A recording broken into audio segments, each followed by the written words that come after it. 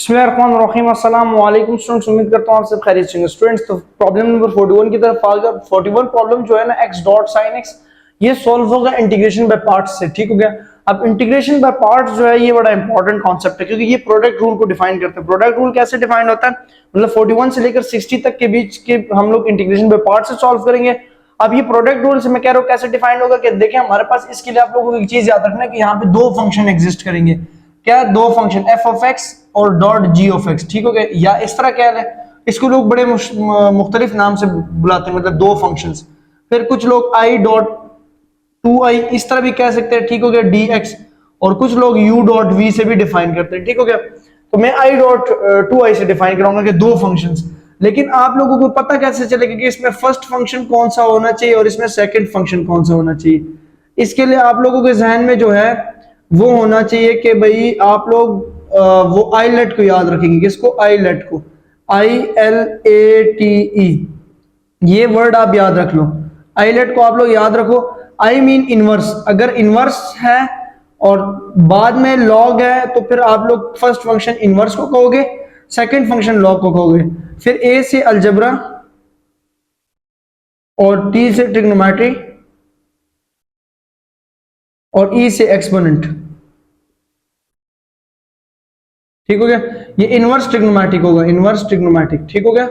Inverse के जितने भी होंगे तो ये हम लोगों ने याद रखना है। अब जैसे यहाँ पे देखिए, इस प्रॉब्लम की तरफ, इसकी सॉल्यूशन की तरफ आने से पहले हम लोग कहेंगे कि फर्स्ट फंक्शन जो हमारे पास है ना, जो फर्स्ट फंक्शन है वो कौन सा है? अलजबरा पहले आ रहा है या ट्रिग्नोमेट्रिक? तो हम कहेंगे first function is x and second function is sine x. And integration by parts का फार्मूला जो है वो लिखवा देता हूं, इंटीग्रेशन बाय पार्ट्स का फार्मूला। ठीक हो गया। इसका फार्मूला होता है, देखिए दो फंक्शंस होते हैं, फर्स्ट फंक्शन और सेकंड फंक्शन। ठीक हो गया। इसके बाद first function as it is integration of second. ठीक हो गया। First function as it is integration of second minus integration, whole integration bracket लगा लेंगे, फर्स्ट फंक्शन का डेरिवेटिव इंटीग्रेशन, फर्स्ट फंक्शन का डेरिवेटिव इंटीग्रेशन, मतलब ये होल इंटीग्रेशन है। ठीक है, ये होल इंटीग्रेशन है।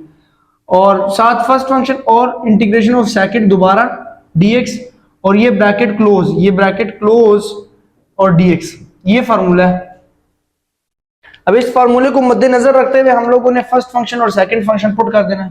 तो लेफ्ट हैंड साइड में तो first function x dot sine x dx आ जाएगा। अब राइट हैंड साइड पे फर्स्ट फंक्शन कौन सा आएगा? x integration second function sine x dx minus whole integration first function का derivative integration of second dx bracket close और dx। अब इसको सिंपलीफाई करो। राइट हैंड साइड तो एज इट इज रहेगा, राइट हैंड साइड को तो आप आई कह लो ना, इंटीग्रेट कर लो।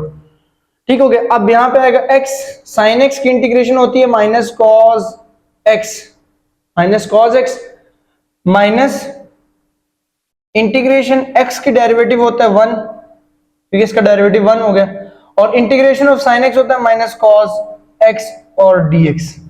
ये हो गया सॉल्व। ठीक है, मैंने सिर्फ इसका इंटीग्रेशन और इसका डेरिवेटिव ले लिया।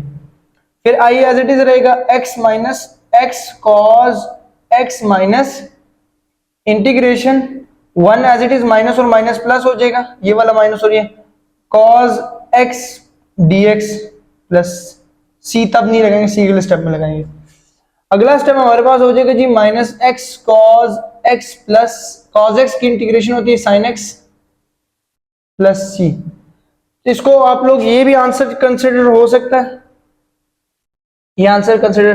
लेकिन अगर पॉजिटिव आंसर लिखना चाहते हैं सो पॉजिटिव आंसर आप sin x को पहले लिख लें, माइनस x cos x को आप बाद में लिख लें, प्लस c। तो ये इसका क्या कहलाएगा? ये इसका आंसर कहलाएगा। जो मेरे पास यहाँ पे है वो भी यही है, sin x minus x cos x। तो हमारे पास ये था इंटीग्रेशन बाय पार्ट्स। आपने जस्ट क्या करना है कि इस इंटीग्रेशन बाय पार्ट्स के इस फार्मूले को आप लोग याद रखोगे। इस फार्मूले को हम लोग याद रखेंगे इंटीग्रेशन बाय पार्ट्स का। ठीक हो गया। ये वाला फार्मूला आप लोगों ने फर्स्ट फंक्शन, क्योंकि यहाँ पे दो फंक्शन एग्जिस्ट करते हैं, और ये वाला आईलेट का वर्ड आप लोगों ने याद रखना है, ये वाला ILATE। ठीक हो गया, ये याद रखना है। तो स्टूडेंट्स ये था क्वेश्चन नंबर प्रॉब्लम नंबर 41। अब आते हैं प्रॉब्लम नंबर 42 की तरफ, बड़ा इंपॉर्टेंट है वो भी, और ये सेकंड ईयर के प्रॉब्लम्स है। ठीक हो गया, तो आप लोग सेकंड ईयर की जो चैप्टर नंबर 3 है वो यहाँ से कवर कर सकते हैं स्टूडेंट्स। सो नेक्स्ट वीडियो तक के लिए मोहम्मद फैजान को दीजिए इजाजत, दुआ में याद रखिएगा, अपना ख्याल रखिएगा, अल्लाह हाफिज।